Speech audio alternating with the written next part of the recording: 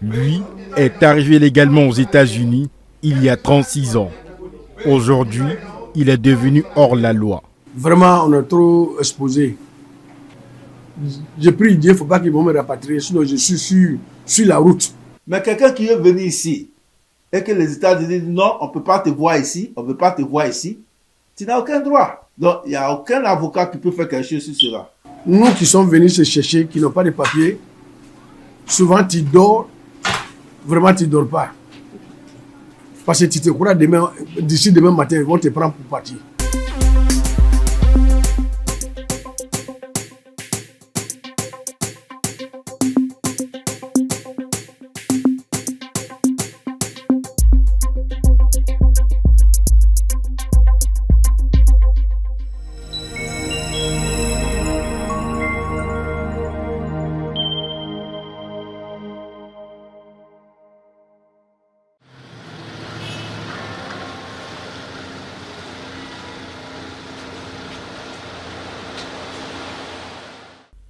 Ils sont des millions à vivre ici, sans papier, sans droit, sans visage.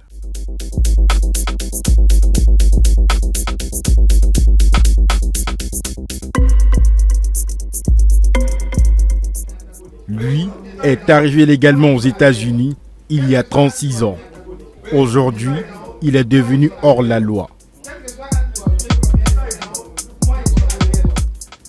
À la fin des années 1980, Lamine Samassi quitte la Côte d'Ivoire. Son surnom, Houphouët-Boigny. Comme beaucoup, il part pour travailler, pour avancer et pour se construire une vie meilleure. Il entre légalement aux États-Unis avec un visa de visiteur. J'étais chauffeur au pays. Il y a plein d'hommes qui me connaissent très bien. Beaucoup de personnes qui me connaissent. Donc, j'ai des amis qui sont venus en Amérique. J'ai dit forcément que je vais en Amérique. Donc, c'est ça qui m'a mis dedans. Je suis venu par Air Afrique. J'ai gagné un visa et puis je suis venu en Amérique. Je ne suis pas passé par l'eau. Le rêve américain semble alors à portée de main. Mais aux États-Unis, entrer légalement ne garantit pas le droit de rester. Le visa expire, les démarches se compliquent, les procédures échouent et un jour, le statut légal disparaît. Il devient invisible et clandestin. Vraiment, on est trop exposé. Tu as papier, tu es stressé. Tu n'as pas papier, tu es stressé. Ceux qui sont nés ici sont stressés. Nous qui sommes venus se chercher, qui n'ont pas de papier, souvent tu dors, vraiment tu ne dors pas. Parce que tu te crois d'ici demain matin, ils vont te prendre pour partir. Il y a des hommes sur la route, il y a ice partout. Vraiment, on n'est pas où aujourd'hui, là, où on est aujourd'hui, là, vraiment, c'est pas facile. Il y a d'autres qui ont fait mariage, ça n'a rien abouti. Il y a d'autres qui ont fait réfugiés, ça n'a pas abouti. Mais tout ça, là, c'est à cause de papier, pour gagner papier, pour aller au pays, revenir et puis venir travailler.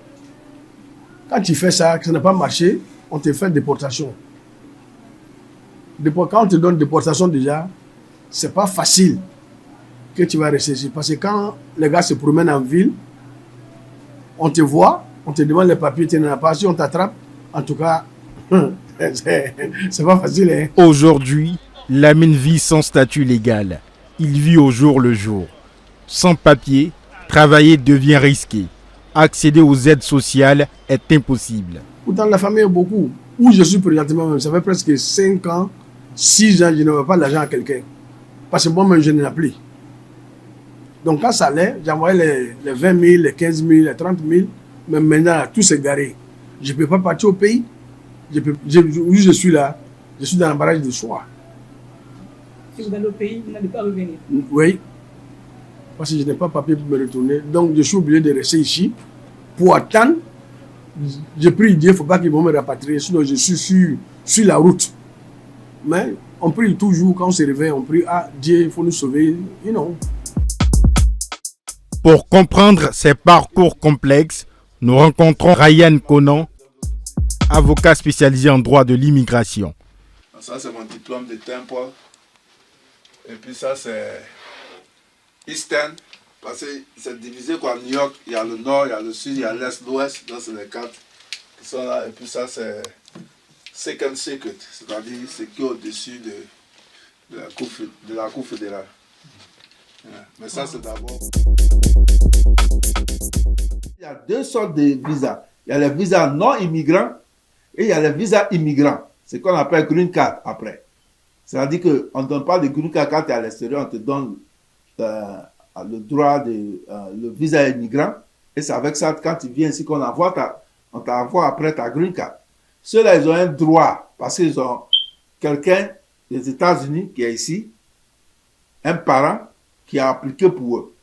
Donc ça, c'est écrit dans la loi de l'immigration des États-Unis que quand tu es citoyen américain, tu as le droit de faire venir ta famille. Donc, on ne peut pas refuser ce droit-là à un Américain. Souvent, il y a de nombreuses personnes qui m'appellent et qui me disent « Ah, je vais postuler pour le visa visiteur. Et est-ce que tu peux m'aider ?» Et je leur dis « Non, je ne fais pas cela. » Parce que quand tu veux visiter, tu n'as pas un droit à la visite aux États-Unis. Ce n'est pas un droit. Mais si par exemple, un citoyen américain veut faire venir sa femme aux États-Unis, il a ce droit-là. Parce que c'est écrit dans le droit. Donc, si on arrête cela, moi, j'ai les outils pour pouvoir arranger cela. Mais quelqu'un qui veut venir ici et que les États-Unis disent non, on ne peut pas te voir ici, on ne veut pas te voir ici, tu n'as aucun droit. Donc, il n'y a aucun avocat qui peut faire quelque chose sur cela. Ibrahim Cissé est gérant des restaurants à Harlem. Il exerce sous le statut de réfugié. Oui, Dieu merci, quand on est arrivé, il y a des périodes où il y a d'autres qui peuvent en profiter. Chacun a eu sa manière d'avoir ses papiers. Il y a d'autres qui ont eu par mariage, il y a d'autres qui ont eu par les histoires de réfugiés. Bon, il y a d'autres qui ont été sponsorisés par les parents. Nous, on est tombé sur la période de réfugiés. Donc, après ça s'est durci un peu. Bon, ceux qui sont venus après, ça a été un peu plus difficile. Mais bon, moi, dans mon cas, Dieu merci, à 2 ans, j'ai eu les papiers. Donc, tout le reste, 18 ans là, j'étais déjà choses bien intégrées. Le menu est totalement ivoirien, africain. On a le foutu banane avec la sauce graine. On fait du placali avec le sauce jumblé, accompagné des pâtes de bœuf, du dindon. Maintenant, sans oublier nos plats préférés à tous, qui est le garba, poisson grillé, tilapia, cap, le poisson braisé, on a le poisson thon, on fait du poulet braisé, les cuisses du poulet, et on fait du gigot, on fait la pintade, à tchéké, à loco, la salade, les frites, couscous, vermicelle, on fait la tête de mouton comme sauce, les feuilles de manioc, on a aussi, il y a beaucoup, c'est beaucoup, on a du riz gras.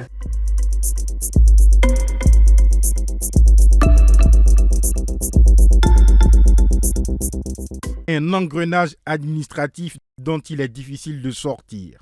Avant, j'avais ma maison, chambre-salon, où je dormais, il y a la télévision, il y a climatisé, j'ai la musique, tout dedans. Dans le fourrage, je ne sortais pas au dehors, je suis dans la maison. Mais aujourd'hui, je dors dans un magasin où il y a presque 200 et quelques personnes qui dorment là-bas, qu'on appelle shelter. Où on est aujourd'hui, si tu n'as pas papier, tu ne peux pas dormir là-bas parce qu'aujourd'hui, à cause de Trump, ils ont presque gâté tout. Il y a beaucoup de ceux qui sont venus sans papier qui dorment au dehors. Comme nous, on est là il y a longtemps, on ne parle pas la langue fort. Tu as vu, non? Donc, on est quelque part où on se débrouille avec les Américains, tout. Si tu n'as pas papier, ce n'est pas facile.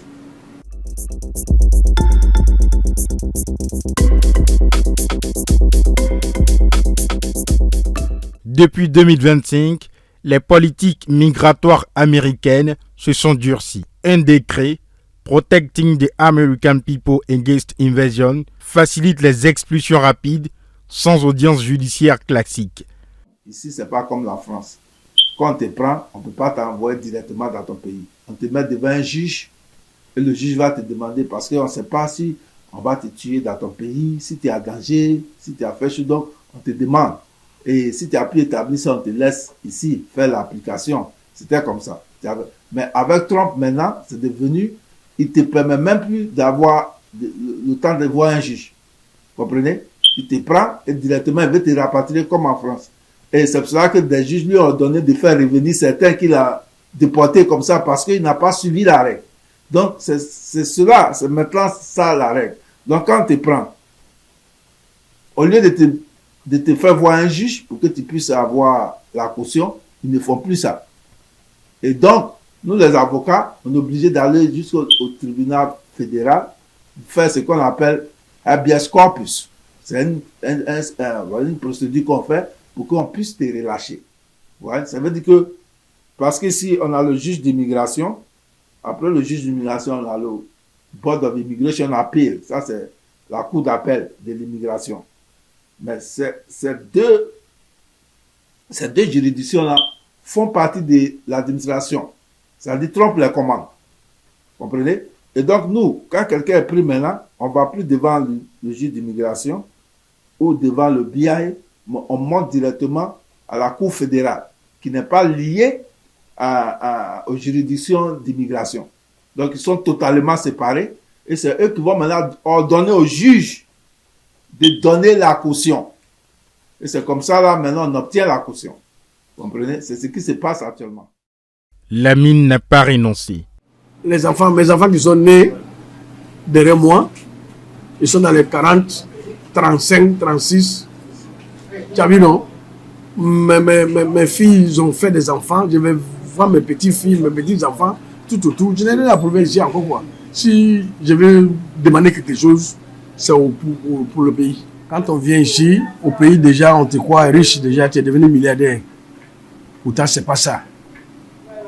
Il y a problème de papier qui est là. Ça fait 1. Il y a problème de logement. Ça fait 2. Ici, il n'y a pas de famille. Souvent, il y a de bons amis. Souvent, il y a de mauvais amis. Vraiment, quand on vient en aventure, c'est pas facile. À tous ceux qui sont ici et qui n'ont pas de papier, à tous ceux de faire attention actuellement, ne pas se faire prendre jusqu'à ce que peut-être Trump parte. Comme ici, il n'a plus droit à un autre mandat, c'est sûr qu'il va partir pour que les choses puissent changer. Mais actuellement, ce que je peux leur dire, s'ils se font prendre par ICE, il ne faudrait pas qu'ils disent un mot. Il ne faut même pas qu'ils disent d'où ils viennent, où ils sont. Il ne faut pas qu'ils disent quelque chose à ICE. Il ne faut pas qu'ils parlent avec eux. Parce que ce qu'ils sont en train de faire actuellement, c'est mettre dans la rue et demander à quelqu'un d'où viens-tu, pourquoi. On ne fait pas ça ici.